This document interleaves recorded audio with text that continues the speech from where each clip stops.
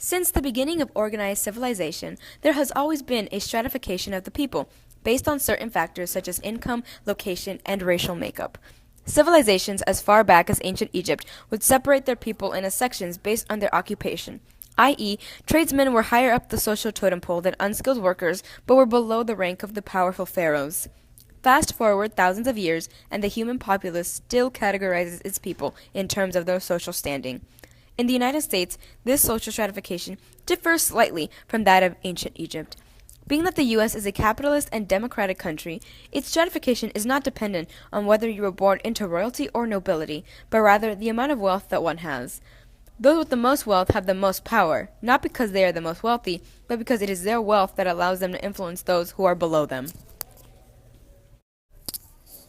The United States of America's social class is broken down into four parts. The first part is the top 1% known as the elites.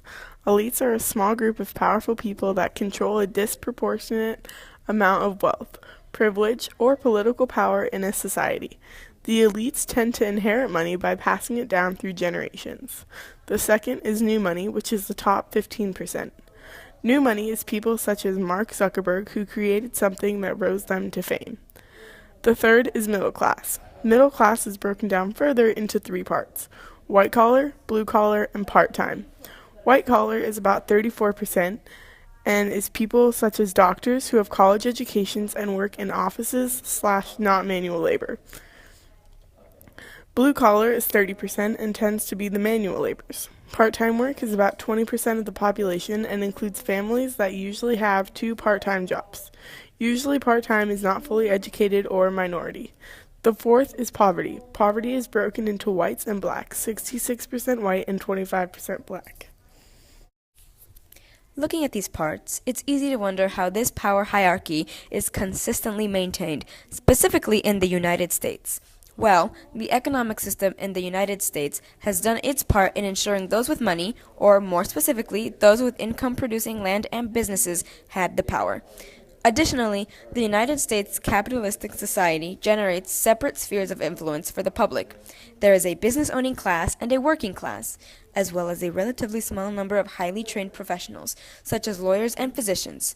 Those who work in the factories and fields are extremely divided simply because they are extremely diverse. This makes it difficult for workers to unite politically and battle for higher wages and better social benefits. Aside from enjoying less benefits and being less insured, the working class differs significantly from the upper class. For one, the upper class disproportionately holds a large amount of the country's wealth. According to thinkprogress.org, the top 1% own half the country's stocks, take home 24% of the national income, have an average income of 1.5 million, and only hold 5% of the nation's personal debt. These statistics are very telling about how the economic system in the United States is formed and how all the growth in recent decades has gone to those on the top.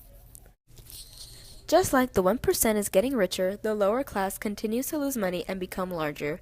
There are many factors that contribute to this disparity.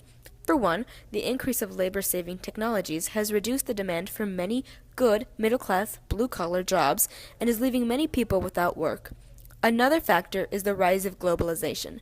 This has created a worldwide marketplace, pitting expensive unskilled workers in America against cheap unskilled workers overseas. Social changes have also played a role.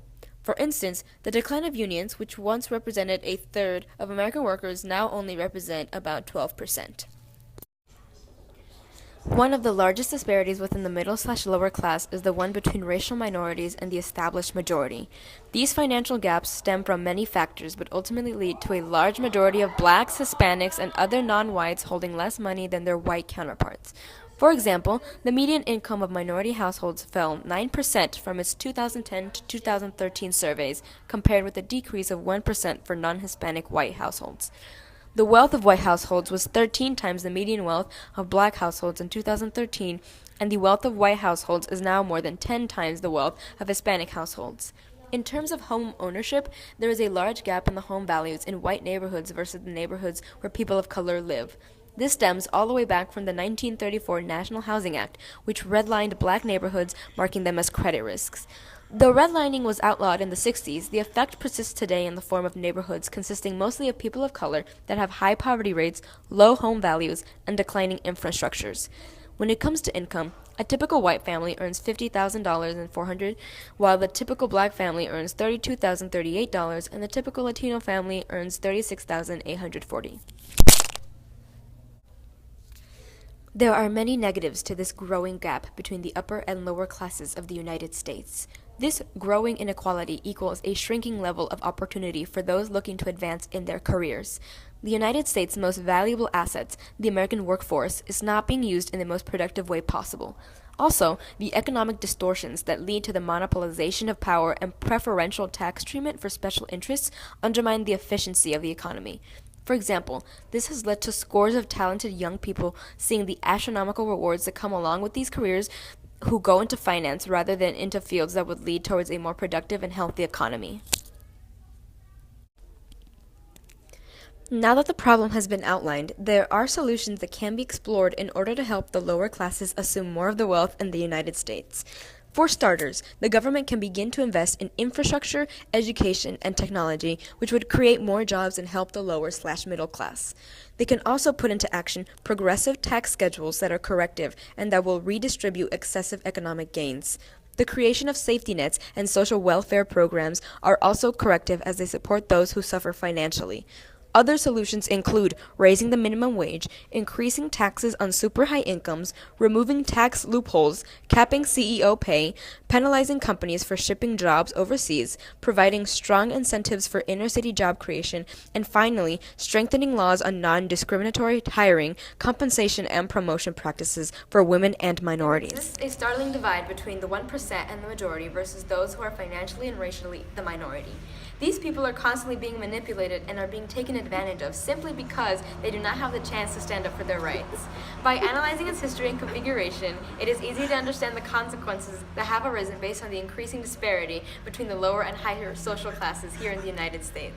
With this information, we can come up with solutions that will help the United States in the long run patch all of the holes that exist in its economic system.